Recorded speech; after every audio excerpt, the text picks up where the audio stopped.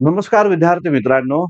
UPSC अकॅडमीच्या माध्यमातून राज्यसेवा पूर्व परीक्षेला सामोरं जाण्यासाठी ₹1 जी काही टेस्ट पेपर या ठिकाणी सुरू केलेला आहे.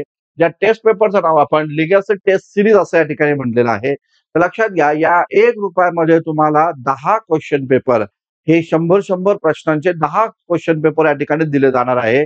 तर लक्षात घ्या, या लिगॅसी टेस्ट सीरीजचा बेनिफिट प्रत्येक विद्यार्थ्यांनी जरूर या ठिकाणी उचला, कारण अत्यंत क्वालिटी असणारे क्वेश्चन पेपर इथे या ठिकाणी तुम्हाला दिले जाणार आहे केवळ ₹1 याच सोबत तुम्हाला इथे या ठिकाणी त्या प्रत्येक टॉपिकशी संबंधित त्या ठिकाणी प्रत्येक प्रश्नाचं तुम्हाला एक्सप्लेनेशन देखील या ठिकाणी दिलं जाणार आहे. तर लक्षात घ्या, राहुल खंडारे सरांच्या या यूपीएससी अकॅडमीच्या टीममध्ये इतिहास या विषयाचा जो काही भाग आहे तो मी या ठिकाणी सांभाळतोय, ज्यामध्ये त्यांना क्वेश्चन पेपर या ठिकाणी सेट करून देणं आणि त्याचबरोबर त्या प्रश्नाचं एक्सप्लेनेशन देखील करणं, या प्रकारची जबाबदारी माझ्यावर आहे. तर ती आपण आता इथे या ठिकाणी पार करू. तर लक्षात घ्या, या क्वेश्चन पेपरमध्ये नेहमीप्रमाणे राज्यसेवेच्या परीक्षेच्या दृष्टिकोनातून 15 प्रश्न या ठिकाणी इथं दिले. एन्शियंट, मिडिवल आणि मॉडर्नचे प्रश्न इथे या ठिकाणी आहे. तर त्या प्रश्नांवर आता आपण इथे या ठिकाणी चर्चा करूया. बघा, या पद्धतीचे क्वेश्चन जर आपण पाहिले तर लक्षात घ्या, आपला पेपर या ठिकाणी 66व्या क्रमांकाचा प्रश्न आहे. तिथून आपला टॉपिक इथे या ठिकाणी सुरू झालेला आहे. तर लक्षात घ्या, पाहूया आपण 66वा प्रश्न जो आहे त्याच्यामध्ये काय दिलेला आहे बघा, इतिहास या विषयाशी संबंधित. प्राचीन भारतात उदयास आलेल्या संस्कृती अथवा त्या कालखंडाची कालानुक्रमे मांडणी करा. म्हणजे प्राचीन भारतात ज्या संस्कृती उदयास आल्या होत्या त्या संस्कृतीची कालानुक्रमाने मांडणी करायची. आता बघा, यामध्ये दिलेले ताम्रपाषाण संस्कृती, सिंधू संस्कृती, त्याचबरोबर पुरापाषाण कालखंड आणि नवपाषाण कालखंड. आता लक्षात घ्या, जेव्हा अशा प्रकारचा प्रश्न विचारला जातो तेव्हा तुमचं काम काय आहे, तो कालखंड त्या पर्यायासमोर या ठिकाणी लिहिणं गरजेचं आहे. जसं की आपण पाहू शकतो हडप्पा संस्कृती. बघा, आता हडप्पा संस्कृतीचा कालखंड काय, इसवी सन पूर्व 2500 पासून ते 1800 बीसी पर्यंतचा कालखंड हा इंडस व्हॅलीचा आपल्याला या ठिकाणी पाहायला भेटतो. त्यानंतर जर आपण पाहिलं पुरापाषाण. पुरापाषाण बघा, 20 लाख वर्षांपासूनचा कालखंड. 20 लाख वर्षांपासून ते साधारणतः 12 लाख वर्षापर्यंतचा कालखंड हा आपल्याला पुरापाषाण युगाचा कालखंड मानला जातो. त्याचबरोबर नवपाषाण युगाचा कालखंड जर आपण पाहिला तर 10 लाख वर्षापासून पुढे या ठिकाणी नवपाषाण युग या ठिकाणी आहे. आणि ताम्रपाषाण युगाचा कालखंड जर आपण पाहिला तर लक्षात घ्या, 2000 बीसी पासून ते साधारणतः 1000 बीसी पर्यंतचा कालखंड हा या ठिकाणी इकडं ताम्रपाषाण युगाचा कालखंड या ठिकाणी आहे. आता हे कालखंड समोर आल्यानंतर आता आपण या प्रश्नाला सहजरित्या सॉल्व्ह करू शकतो. आता बघा, पहिलं तर आहे पुरापाषाण, कारण 20 वर्षापूर्वीचा कालखंड म्हणजे ब जिथे आहे ते आपलं उत्तर असणार आहे. ब कुठे कुठे आहे तर 3 ठिकाणी ब आहे, म्हणजे हे तर आपलं उत्तर नक्कीच नाहीये. त्यानंतर येतो बघा नवपाषाण, ड आलं पाहिजे बघा. त्यानंतर इथं ड येतं बघा. ड इकडं पण येतंय आणि इकडं मात्र येत नाही. त्यामुळं पर्याय क्रमांक 2 आणि 4 हे आपलं उत्तर नक्कीच नाहीये. त्यानंतर जर आपण पाहिलं तर इंडस व्हॅली येतं बघा, कारण 2500 पूर्व आहे, इसवी सन पूर्व 2500 आहे. मग आपल्याला पाहायला भेटतं यस क आहे बघा, क. त्यामुळं राईट आन्सर काय आपलं, त्या ठिकाणी पर्याय क्रमांक 1 हे या प्रश्नाचं राईट आन्सर आहे. इंडस व्हॅलीच्या नंतर त्याला पॅरललच होतं, मात्र ताम्रपाषाण युग नंतर या ठिकाणी आल्याचं दिसून येतं. ठीक आहे ना. तर हा मुद्दा या ठिकाणी लक्षात असू द्या. आपल्याला माहिती असेल की इंडस व्हॅली ही कांस्ययुगीन संस्कृती होती. हा पण मुद्दा इथे या ठिकाणी लक्षात असू द्या. त्यानंतरचा एक प्रश्न बघा, देवीचंद्र गुप्तम या नाटकात कोणत्या 2 शासकांच्या युद्धाची माहिती मिळते, अशा प्रकारचा प्रश्न इथे या ठिकाणी दिलेला देवीचंद्र गुप्तमवर प्रश्न आहे. तर हा प्रश्न जो आहे, यापूर्वी आयोगाने एक प्रश्न विचारला होता. प्रश्न काय होता आयोगाचा, की आयोगाने मालविका अग्निमित्रावर प्रश्न विचारला आणि प्रश्न असा होता की मालविका अग्निमित्र हे जे नाटक आहे तर त्या नाटकामध्ये कोणत्या घराण्याची माहिती मिळते. तर साहजिकच मालविका आणि अग्निमित्र, पुष्यमित्र शुंगाचा मुलगा अग्निमित्र यांच्या प्रेम संबंधांवर आधारित मालविका अग्निमित्र जे नाटक या ठिकाणी कालिदासाचं होतं. म्हणून त्याचं उत्तर काय, तर शुंग घराण्याची माहिती आपल्याला मिळते. तशाच प्रकारचा हा प्रश्न आपण देवीचंद्र गुप्तांवर या ठिकाणी दिलेला आहे. कोणत्या 2 शासकांच्या युद्धाची माहिती मिळते, असा प्रश्न इथे इथे या ठिकाणी आहे. तर देवीचंद्र गुप्तम हे नाटक कोणाचं आहे हे पहिलं लक्षात असू द्या. तर हे नाटक आहे विशाखा दत्त यांचं. ठीक आहे ना. तर विशाखा दत्त यांचं हे नाटक आपल्याला पाहायला भेटतं. या नाटकाचं नाव आहे देवीचंद्र गुप्तम. आता लक्षात घ्या, या नाटकाची थीम काय आहे ते नीट समजून घ्या. आपल्याला माहिती असेल की समुद्रगुप्ताला 2 मुलं होते. त्यापैकी एक होता रामगुप्त आणि दुसरा होता तो म्हणजे चंद्रगुप्त द्वितीय. तर झालं असं, की शकांचा उज्जैनच्या शकांचा राजा होता रुद्रसिंह तिसरा. त्यानं या ठिकाणी गुप्त घराण्यावर हल्ला केला. रामगुप्ताच्या राज्यावर हल्ला केला. तेव्हा त्या रुद्रसिंह तिसऱ्यानं रामगुप्ताची पत्नी जी आहे ध्रुवदेवी तिला हस्तगत करण्याचा, तिला प्राप्त करण्याचा विचार त्याने मांडला. मात्र या ध्रुवदेवीचं जे प्रियकर या ठिकाणी होतं, त्याचं नाव होतं चंद्रगुप्त दुसरा. त्यानं काय केलं, त्यानं ध्रुवदेवीचा वेश परिधान करून या ठिकाणी रुद्रसिंह तिसराची हत्या या ठिकाणी केली आणि त्यामुळे त्या चंद्रगुप्त द्वितीयला म्हटलं जातं शिकारी म्हणून या ठिकाणी संबोधलं जातं. ठीक आहे ना. त्यामुळं हा जर प्रश्न आपण पाहिला, तर गुप्त घराणं आणि त्याचबरोबर शक यांच्या युद्धाची माहिती तुम्हाला देवी चंद्रगुप्तमध्ये या ठिकाणी मिळते आणि म्हणून मग त्याचा पर्याय जो आहे, तो पर्याय क्रमांक 4 हे आपल्याला या ठिकाणी पाहायला भेटतं. त्यानंतरचा प्रश्न पाहूया 68व्या क्रमांकाचा. बघा इथे काय दिलंय, मेसिडोनियाचे शासक सिकंदर अलेक्झांडर यानं भारतावर केलेल्या हल्ल्यामुळं भारताला काय फायदा झाला? या पद्धतीचा प्रश्न आपल्याला पाहायला भेटेल. आता बघा सिकंदर अलेक्झांडरचं आक्रमण कधी झालं बरं का? तर इसवी सन पूर्व 326 बीसीला झालेलं आहे, हे लक्षात असू द्या. आता त्याच्या हल्ल्यामुळे भारताला काय फायदा झाला? हा प्रश्न या ठिकाणी आहे. भारतात पहिल्यांदा चलन व्यवस्था अस्तित्वात आली. मला सांगा, सिकंदरच्या आधी चलन व्यवस्था भारतात नव्हती का? तर होती की. है ना? जसं की आपण पाहू शकतो, की वैदिक काळामध्ये आपल्याला पाहायला भेटतं निष्क, कारशापण, शतमान हे काय होतं? कॉइन्सच होते. इंडस व्हॅलीमध्ये पण स्टिअराइट नावाच्या दगडापासून या ठिकाणी कॉइन्स बनवले जात होते. त्यामुळे कॉइन्स तर होतेच. त्यामुळे हे तर उत्तर नक्कीच नाहीये. भारतात उत्तर-पश्चिम भागात शेतीचा विकास झाला. तर तुम्हाला सांगा, सिकंदरच्या आधी आपल्याकडे शेती नव्हती का? आपल्याकडे शेती होती. वैदिक काळामध्ये पण शेती होती. पाषाण काळामध्ये पण शेती होती. मेहरगड नावाचं ठिकाण जिथं शेती भारतीय लोकं करत होते. येस. मौर्यांचं हे आपण हे पण नाहीये बघा. मौर्यांचा शासन काळ निश्चित काळात मदत झाली. येस, हे याचं राइट आन्सर आहे. कारण लक्षात घ्या, मौर्य शासकांनी जे पण काही शिलालेख कोरले, त्या शिलालेखांमध्ये त्यांनी विविध प्रकारचे आदेशपत्र वगैरे दिले, माहिती दिली. मात्र मौर्यांनी त्यांच्या शासनकाळामध्ये तारीख कुठेच टाकलेली नाही आणि म्हणून मग जेव्हा भारतीय इतिहासाचं पुनराध्ययन करायला सुरुवात झाली, तेव्हा मौर्य शासन कालखंड निश्चित करण्यासाठी ग्रीक इतिहासकारांचा दाखला घेतला गेला आणि सिकंदरच्या सोबत जे 3 महत्वाचे इतिहासकार भारतात आले होते, निआर्कस, ओनेसिक्रिटस आणि अरिस्टोबुलस. तर निआर्कस, ओनेसिक्रिटस आणि अरिस्टोबुलस यांच्या लिखाणावरनं आपण मौर्यांचा शासन कालखंड कधी आहे याची माहिती आपण या ठिकाणी मिळवतो. त्यामुळं फायदा काय झाला तर हे तर नक्कीच आहे, की मौर्यांचा शासन कालखंड निश्चित करण्याचा मदत झाली आणि त्यानंतर बघा भारतात सोन्याची आणि चांदीची नाणी काढायला सुरुवात झाली. तर हेच काहीच आहे लक्षात घ्या. भारतात सोन्याची आणि चांदीची कॉइन्स काढायला कधी सुरुवात होतीये? तर कुशाणांच्या काळामध्ये झालेलं आहे ना. म्हणजे मौर्य सत्तेच्या ऱ्हासानंतर कुशाणांच्या काळामध्ये पहिल्यांदाच भारतामध्ये सोन्याची नाणी काढली गेली होती, हे लक्षात असू द्या. त्यामुळे हे पण याचं उत्तर नक्कीच या ठिकाणी नाही. त्यामुळे पर्याय क्रमांक 3 हे या प्रश्नाचं राइट आन्सर आपल्याला या ठिकाणी पाहायला भेटतं. आता त्यानंतरचा प्रश्न आपण पाहूया. तो महत्वाचा प्रश्न आहे बघा. हा प्रश्न पाहूया आपण. महाराष्ट्रातील सळवदा संस्कृती, महाराष्ट्रातील सळवदा संस्कृती जी आहे ही कोणत्या ठिकाणी अस्तित्वात होती? या पद्धतीचे प्रश्न आपल्याला पाहायला भेटतं. तर बघा सळवदा संस्कृती या संदर्भामध्ये तुम्हाला इयत्ता 11वीचं जे काही नवीन पुस्तक आहे प्राचीन भारताचा इतिहास, तर त्या पुस्तकामध्ये सळवदा संस्कृतीबद्दलची माहिती डिटेलपणे दिलेली आहे. तर तिथून हा प्रश्न या ठिकाणी घेतलेला आहे.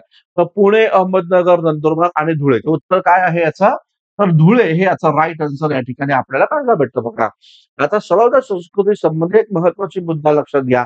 सळवदा संस्कृतीमध्ये दायमाबाद जे आहे, दायमाबाद हे एक महत्वाचं ठिकाण आपल्याला या ठिकाणी पाहायला भेटतं. तर दायमाबाद हे सळवदा संस्कृतीतलं अत्यंत महत्वाचं ठिकाण होतं आणि लक्षात घ्या त्या काळात ताम्रपाषाण युगामध्ये ज्या काही महत्वाच्या संस्कृती सापडल्या, त्यातील सर्वात मोठं ठिकाण हे या ठिकाणी दायमाबाद ज्या ठिकाणी होतं, हा पण मुद्दा इथे या ठिकाणी लक्षात घ्यायचा. धुळ्यामध्ये आहे सळवदा संस्कृती आणि कोणत्या नदी किनारी? तर तापी नदी किनारी ही संस्कृती या ठिकाणी होती, हे लक्षात असू द्या. त्याचनंतर बघा खालीलपैकी कोणकोणत्या महाजन पदाच्या 2 अथवा 2 पेक्षा जास्त राजधान्या होत्या? अशा प्रकारचा प्रश्न आहे. 16 महाजन पदांवर प्रश्न सातत्यानं राज्यसेवेच्या पूर्व परीक्षेला विचारले जातात बघा. आणि इथं विचारला गेला, की कोणत्या महाजन पदाला 2 किंवा 2 पेक्षा जास्त राजधानी या ठिकाणी आहे. पाहूया आपण बघा आता मगध. मगध जर आपण पाहिलं तर मगधला 3 राजधान्या होत्या. एक म्हणजे राजगृह तिला राजगृह, गिरिवृज्य आणि त्याचबरोबर या ठिकाणी पाटलीपुत्र. काही पुस्तकांमध्ये राजगृहालाच गिरिवृज्य पण म्हटलेलं आहे. ठीक आहे. पाटलीपुत्र आणि राजगृह या तर याच्या 2 राजधान्या होतच लक्षात घ्या. त्याचनंतर अवंती जर आपण पाहिलं तर अवंतीला बघा, अवंतीचा राजा प्रद्योत होता बघा. त्याला पण 2 राजधान्या या ठिकाणी होत्या. एक म्हणजे उज्जैन आणि महिष्मती अशा 2 राजधान्या अवंतीच्या ठिकाणी आहे. पांचाल जर आपण पाहिलं तर बघा पांचालला काय? पांचाल आपण बघितलं तर येस हां, पांचालला पण 2 राजधान्या होत्या. एक आपली कांपिल्य आणि दुसऱ्या ठिकाणी अहिच्छत्र आहे ना. कांपिल्य आणि अहिच्छत्र हे पांचालच्या 2 राजधान्या होत्या. मल्ल आपण पाहूया मल्ल.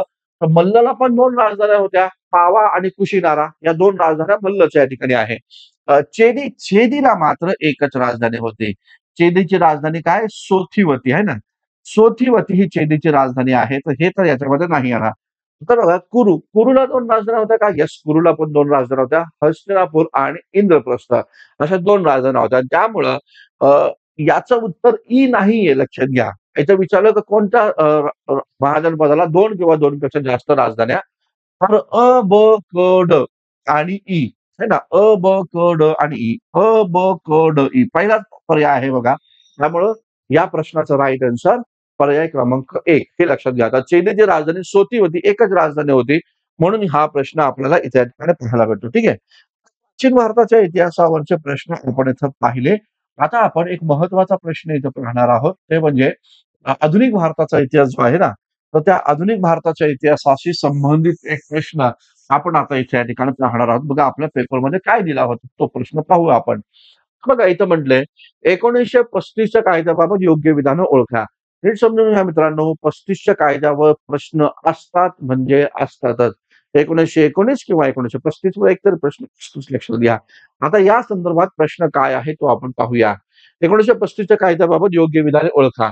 या कायद्याद्वारे भारत परिषदेची म्हणजेच इंडिया काउन्सिलची समाप्ती झाली. विधान बरोबर आहे का? येस. 1935च्याच कायद्याद्वारे इंडिया काउन्सिलची समाप्ती झाली. बरोबर आहे बघा. या कायद्याद्वारे केंद्रात द्वैध शासन पद्धती स्थापन झाली.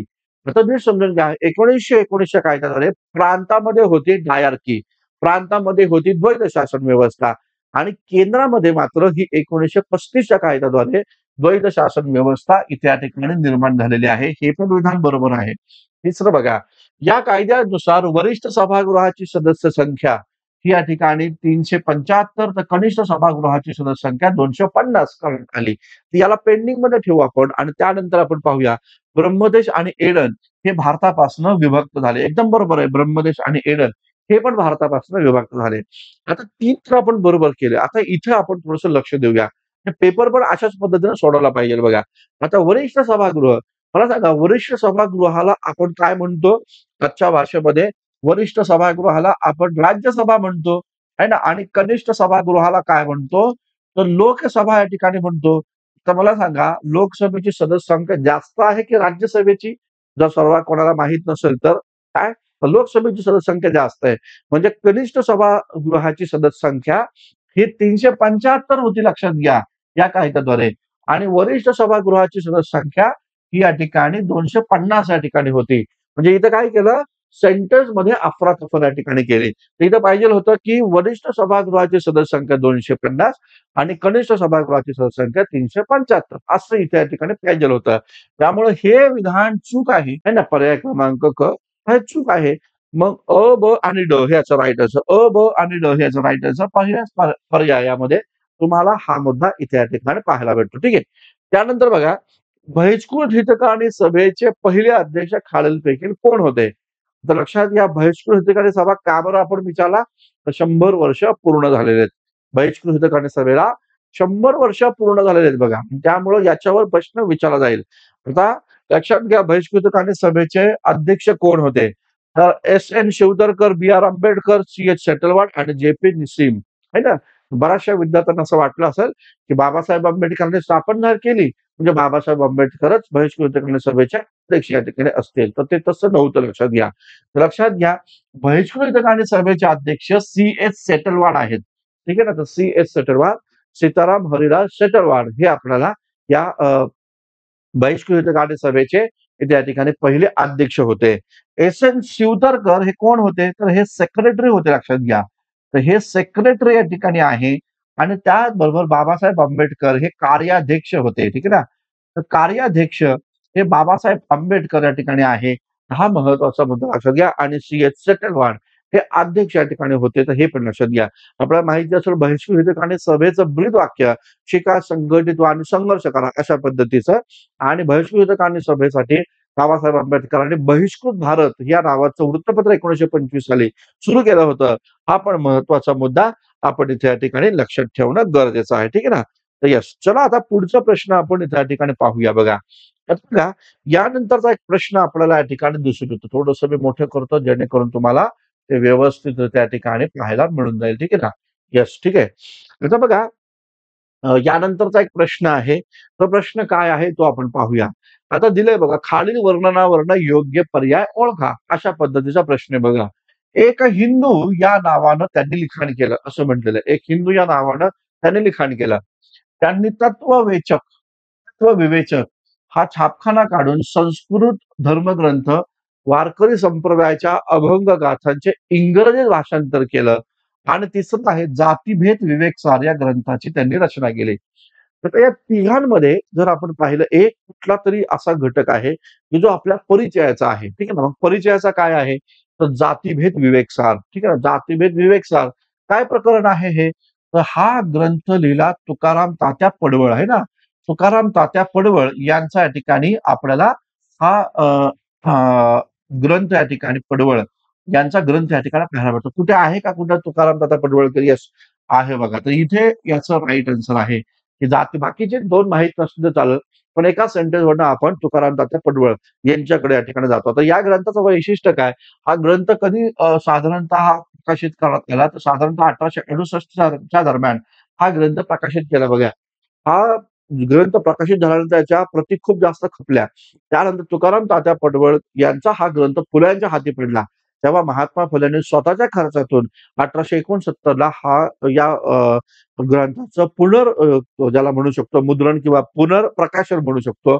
आणखीन काही प्रती महात्मा फुलेंनी स्वखर्चाने जातीभेद विवेकसारचा काढल्याचं एकंदरीत दिसतं. तुकाराम तात्या पडवळ मोस्ट टाइम. आता थोडंसं आपण इथे पाहूया बघा बाबा पद्मजी. बाबा पद्मजींचं एक आत्मचरित्र होतं. ज्याचं नाव होतं अरुणोदय. बाबा पद्मजींनी एक मराठीतील पहिली कादंबरी लिहिली जिचं नाव होतं यमुना पर्यटन. ठीक आहे ना. गोपाळराव जोशी कोण आहे? आनंदीबाई जोशी यांचे स्थळ आहे लक्षात घ्या. समाजसुधारकच होते गोपाळराव जोशी पण. त्याचबरोबर दादोबा पांडुरंग तरखडकर. दादोबा पांडुरंग तरखडकर काय? तर दादोबा पांडुरंग तरखडकरांना त्यांनी मराठी भाषेचं व्याकरण हा ग्रंथ लिहिला. मराठीचे त्यांना या ठिकाणी पाणिनी म्हणून संबोधलं जातं. त्याचबरोबर या ठिकाणी दादोबा पांडुरंगांचं अजून काय बरं महत्वाचं वैशिष्ट्य आहे? तर त्यांनी मानधर्म सभेचे अध्यक्षपद त्या ठिकाणी भूषवलं. त्याचबरोबर धर्मविवेचक या नावाचा ग्रंथ त्यांनी लिहिला. परमहंस मंडळीची स्थापना त्यांनी केली. त्याचबरोबर परमहंस ब्राह्म काव्य या नावाचं काव्यसंग्रह त्यांनी लिहिला. याचबरोबर ज्ञानप्रसारक सभा त्यामध्ये ते सहभागी होते. उपयुक्त ज्ञान प्रसारक सभेचे ते अध्यक्ष देखील या ठिकाणी होते. यमुना पर्यटनमध्ये त्यांनी या ठिकाणी विधवाश्रम अर्जुन या नावाचा लेख संस्कृत भाषेमध्ये या ठिकाणी त्यांनी जोडला.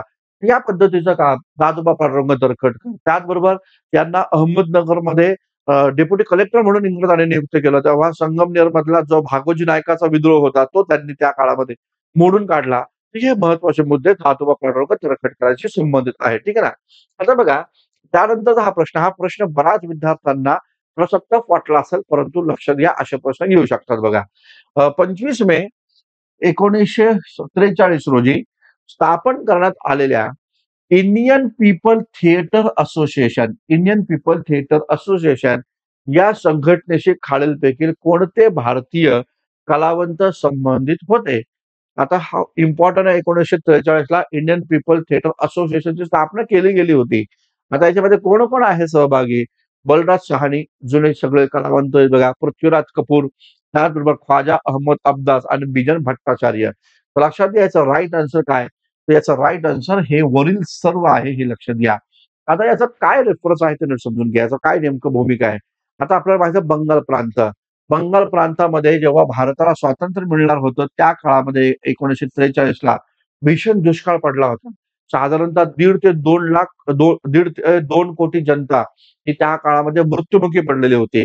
आणि मग अशा परिस्थितीमध्ये या भारतीय कलावंतांनी काय केलं, या भारतीय कलावंतांनी इंडियन थिएटर पीपल असोसिएशनची स्थापना केली आणि संपूर्ण भारतामध्ये त्यांनी या ठिकाणी फिरून आर्थिक मदत या ठिकाणी जमा केली आणि त्या आर्थिक मदतीतून त्यांनी बंगालच्या शेतकऱ्यांना, बंगालच्या लोकांना ती आर्थिक मदत पोहोचवली. हे महत्वाचं काम त्या ठिकाणी केलं होतं. त्याच्यामध्ये पृथ्वीराज कपूर, बलराज सहानी, ख्वाजा अहमद अब्बास आणि बिजन भट्टाचार्य महत्वाची भूमिका बजावणारे होते. महत्वाचा मुद्दा हा पण इथे या ठिकाणी लक्षात असू द्या. त्यानंतर बघा घटना कालानुक्रमे लावा. आता हा घटना कालानुक्रमे लावा, हा प्रश्न जो आहे ना, तो आयोगाला खूप जास्त आवडतो आणि इतिहास या विषयामध्ये हा प्रश्न असतो म्हणजे असतोच लक्षात घ्या. घटना कालानुक्रमे लावा. ठीक आहे ना. आता बघा गांधीजींच्या 21 सूत्री योजना, 21 सूत्री योजना गांधीजींच्या, संपूर्ण स्वातंत्र्याची घोषणा, व्हॉइसरॉय आयर्विनची दीपावली भेट आणि दांडी यात्रा. आता जे माहिती आहे त्यांचे तारखा आपण इथे या ठिकाणी लिहू. आता महात्मा गांधींची दांडी यात्रा ही कधी झाली आहे, कधी सुरू केलेली आहे? मार्च. पूर्ण डेट माहित नसली तरी चालेल. 12 मार्चपासून सुरू झाली. मात्र मार्च 1930 ला दांडी यात्रेला सुरुवात झाली. बरोबर आहे? यास. त्यानंतर संपूर्ण स्वातंत्र्याची घोषणा 31 डिसेंबर 1929 ला ही या ठिकाणी संपूर्ण स्वातंत्र्याची घोषणा इथे या ठिकाणी आहे. त्यानंतर गांधीजींची 11 सूत्री योजना. है ना, गांधीजींची 11 सूत्री योजना कधीची आहे? तर लक्षात घ्या 31 जानेवारीला, 31 जानेवारी 1930 ला महात्मा गांधींनी आयर्विन पुढे 11 सूत्री योजना या ठिकाणी मांडली आणि व्हॉइसरॉय आयर्विनची दीपावली भेट कधी आहे? तर लक्षात घ्या ऑक्टोबर ऑक्टोबर जर आपण पाहिलं ऑक्टोबर 1929 ची भेट आहे. ठीक आहे ना. ऑक्टोबर 1929 ची भेट ही व्हॉइसरॉय आयर्विनची दीपावली भेट आहे, हे लक्षात घ्या. आता काय नेमकं होतं या सगळ्या गोष्टीत? त्याचा संदर्भ इथं समजून घेऊ आपण. बघा नेमकं काय झालं होतं. सायमन कमिशन भारतात आला होता. सायमन कमिशनला भारतीय लोकांनी विरोध केला कारण एक पण भारतीय सदस्य त्यामध्ये नव्हता. त्यानंतर मग पाहायला असं भेटतं सायमन कमिशनला आपण हाकलून लावल्यामुळं ब्रिटिश पार्लमेंटमध्ये भारताविरोधात भूमिका घेतली, की भारतीय लोकांना एकत्र येऊन संविधान बनवण्याची ताकद नाहीये आणि मग ते आव्हान आपण स्वीकारलं आणि नेहरू रिपोर्ट या ठिकाणी आणला. नेहरू रिपोर्टमध्ये भूमिका घेतली, की आम्ही भारताला काय देणार आहोत. नेहरू रिपोर्टमध्ये भूमिका मांडली, की आम्हाला डॉमिनंट स्टेट या ठिकाणी द्या. ही भूमिका इथे त्या ठिकाणी मागण्यात आली. आता लक्षात घ्या, हे सगळं परिस्थिती होत असताना महात्मा गांधींनी काय केलं, जेव्हा नेहरू रिपोर्ट समोर आला, तेव्हा महात्मा गांधींनी इंग्रजांना सांगितलं, की नेहरू रिपोर्ट स्वीकारण्याच्या संदर्भात 1 वर्षाचा कालावधी आम्ही इंग्रजांना देतो. जर का इंग्रजांनी 1 वर्षाच्या आतमध्ये नेहरू रिपोर्ट स्वीकारला नाही, तर इथून पुढे आम्ही संपूर्ण स्वातंत्र्याची घोषणा या ठिकाणी करू. ही भूमिका या ठिकाणी आहे. मग याच दरम्यान डिसेंबरपर्यंत किंवा ऑक्टोबरपर्यंत कसल्याच प्रकारची इंग्रजांनी भूमिका घेतली नाही. म्हणून मग काय झालं, आयर्विननी दिल्लीमध्ये सर्व काँग्रेसच्या प्रमुख पुढाऱ्यांना बोलावलं. गांधी पण त्यामध्ये होते आणि त्यामध्ये त्यांनी एक महत्वाची भेट दिली, दीपावली भेट. त्याला दीपावली भेट म्हटलं जातं. जे ऑक्टोबर महिन्यात त्यावेळेस दिवाळी होती. तर ऑक्टोबर 1929 ला सांगितलं गेलं, की भारताला डॉमिनंट स्टेट देण्याची जी प्रक्रिया आहे, ही भारताला मिळणाऱ्या स्वराज्याच्या हक्कांचा एक महत्वाचा टप्पा आहे. आज नाही तर उद्या भारताला त्या प्रकारचं डॉमिनंट स्टेट दिलंच जाणार आहे. ही भूमिका इथं घेतली गेली. ठीक आहे ना, आयर्विन भेट. त्यामुळे हे पहिल्या क्रमांकावर आलं पाहिजे. म्हणजे क कुठे आहे तर क इकडे आहे बघा पहिल्या क्रमांकावर. जर हे कळालं, की उत्तर एकाच लगेच झटक्यामध्ये या ठिकाणी तुमचं निघून जातं. ठीक आहे ना. म्हणजे आता क पहिल्या जागावर आहे हे कळणारच नाही मुलांना. कारण बऱ्याचशा मुलं वरवरचं वाचतात, क्लास नोट्सच्या आधारावर असतात. आहे ना. तर तर हे इतकं डीपमध्ये आपल्याला अभ्यास करणं गरजेचं आहे. त्यानंतर बघा ऑक्टोबर 1929 ला ही भूमिका मांडली, की आम्ही देऊ तुम्हाला. मात्र कधी देऊ ते सांगितलं नाही. त्यामुळं मग महात्मा गांधी परत 31 डिसेंबरपर्यंत वाट बघतात.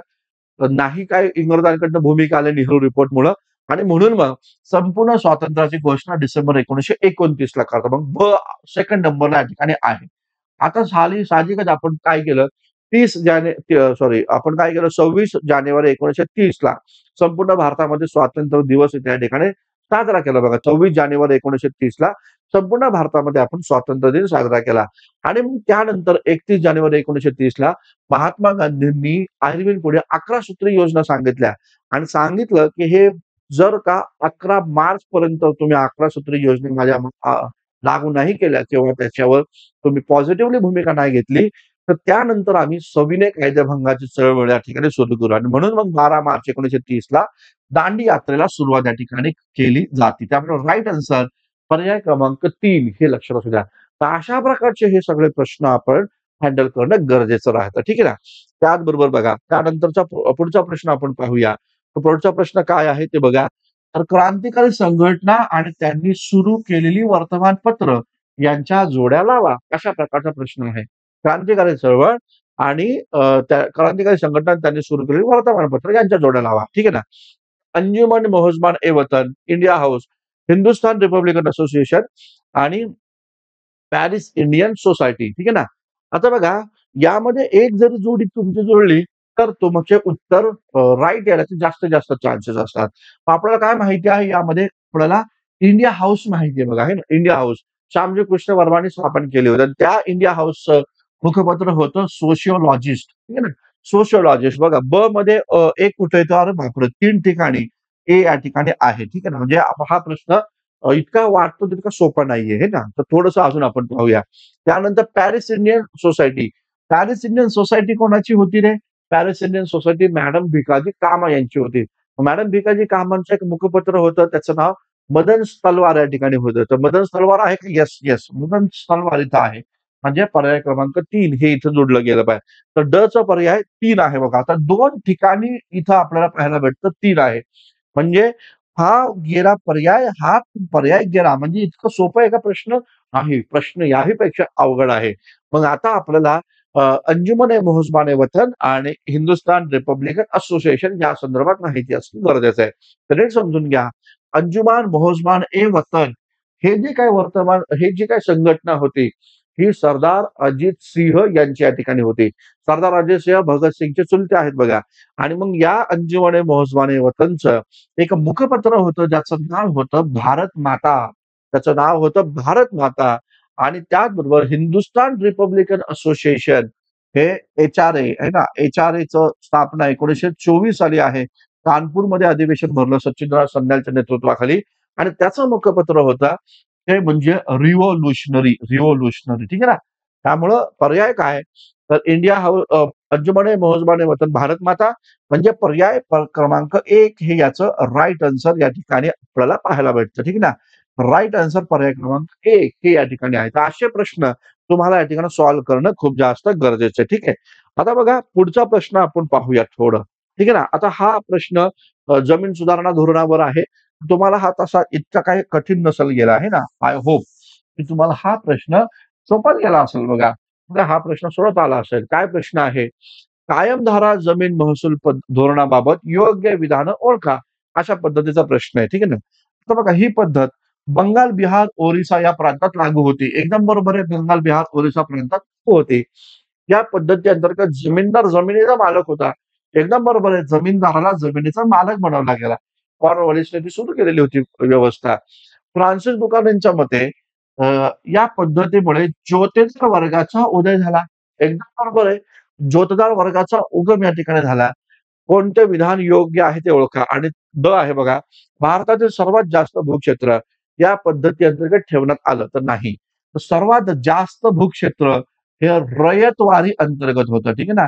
रयतवारी पद्धती अंतर्गत सर्वात जास्त भूक्षेत्र इथे या ठिकाणी होतं. हा महत्वाचा मुद्दा आपण इथे या ठिकाणी लक्षात ठेवणं गरजेचं इथे या ठिकाणी आहे. ठीक आहे ना. तर रयतवारी अंतर्गत सर्वात जास्त भूक्षेत्र होतं. म्हणजेच काय? अ, ब, क हे राइट आन्सर आहे. ड याचं उत्तर नाहीये. म्हणजे ड नाहीये लक्षात घ्या. आता पर्याय पुढच्या पेजवर घेतलेले आहेत. तर ते आपण पाहूया. तर अ, ब, क हे याचं राइट आन्सर या ठिकाणी आहे. बघा अ, ब, क इथे आहे बघा आहे ना. अ, ब, क हे याचं राइट आन्सर या ठिकाणी दिसून येतं. चलो त्यानंतरचा प्रश्न आता आपण पाहून घेऊया. आता 2च प्रश्न हिस्ट्रीचे या ठिकाणी राहिलेले आहेत. तर ते 2 प्रश्न आपण इथं पाहूया. थोडंसं आपण त्याला ॲडजस्ट करूया. ठीक आहे ना. येस चलो. आता बघा ह्या 2 प्रश्नांवर आपण चर्चा करूया. बघा इथं दिलेलं आहे, पुढील 2 विधानांपैकी कोणतं योग्य आहे? पुढील 2 विधानांपैकी कोणतं विधान योग्य आहे? असा प्रश्न आहे बघा. साउथ इंडियन लिबरल फेडरेशन बघा काय म्हटलं बघा. साउथ इंडियन लिबरल फेडरेशन हे अँटी होम रूल लीग या नावानं पण या ठिकाणी ओळखलं जातं.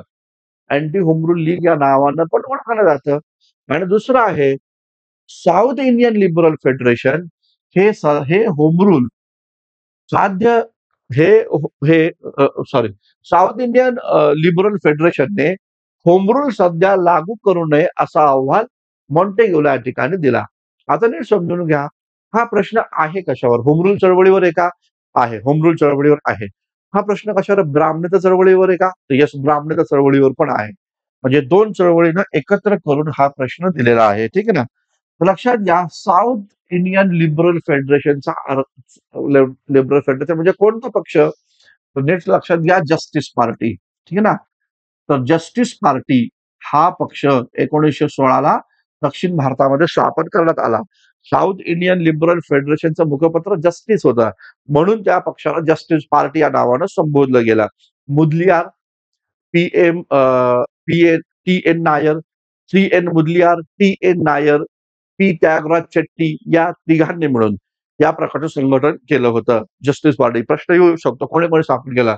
सी-एन मुदलियार, टी-एम नायर आणि त्याचबरोबर पी-टी चेट्टी यांनी या ठिकाणी हे संघटन स्थापन केलं, ज्याला जस्टिस पार्टी या नावानं संबोधलं जातं. आता जस्टिस पार्टीनं लोकमान्य टिळकांनी सुरू केलेल्या होम रूल लीगला विरोध केला होता. म्हणून या संघटनेला अँटी होम रूल लीग असं पण म्हटलं जातं. विधान सत्य आहे. ठीक आहे ना? विधान सत्य आहे. आणि या संघटनेनं होम रूल सध्या लागू करू नये म्हणजे स्वराज्य मॉन्टेगोने जी घोषणा केली होती.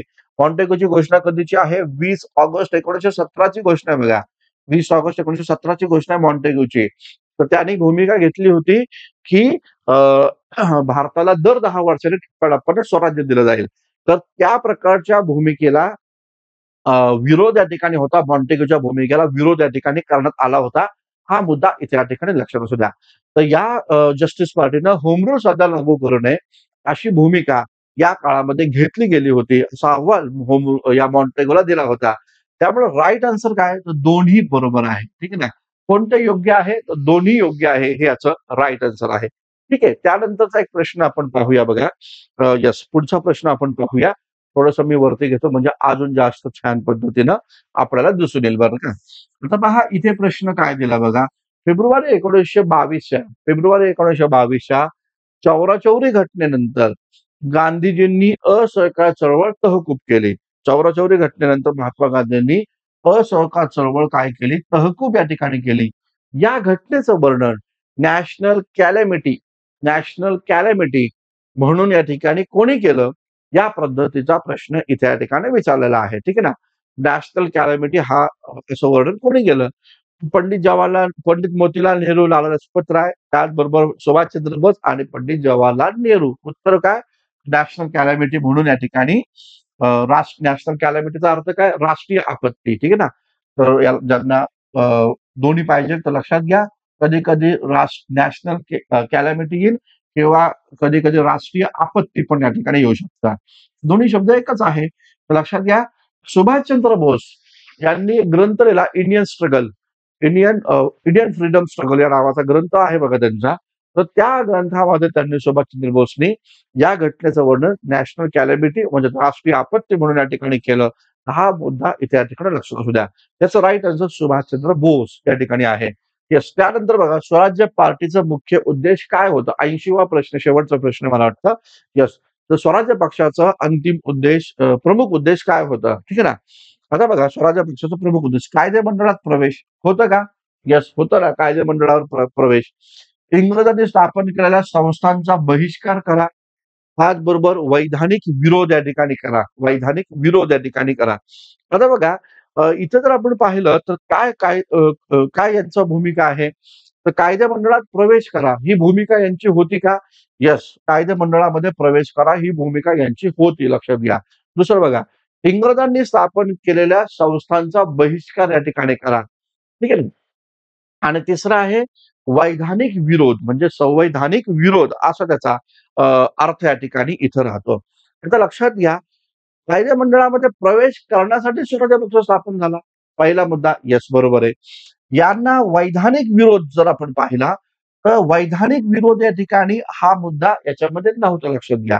तर इंग्रजांनी स्थापन केलेल्या संस्थांचा बहिष्कार करा या पद्धतीचा प्रमुख उद्देश इथे या ठिकाणी यांचा राहिल्याचं एकंदरीत दिसून येतं.